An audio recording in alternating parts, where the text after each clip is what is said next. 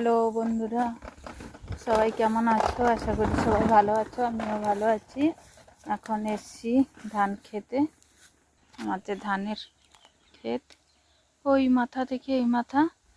তো ধান কাটতে এসছি, মা বাবা ধান কাটছে, আমিও যাচ্ছি কাটতে।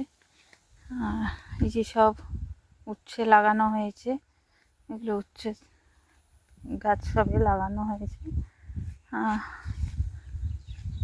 এখন অনেকটা ধান পেকে গেছে, তো সবাই মা বাবা কাটছে, আমি যাচ্ছি।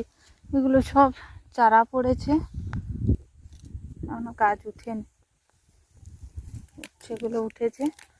তাহলে এই যে মা আর বাবা ধান কাটছে। এবার ধান কাটি, পরে তোমাদের সঙ্গে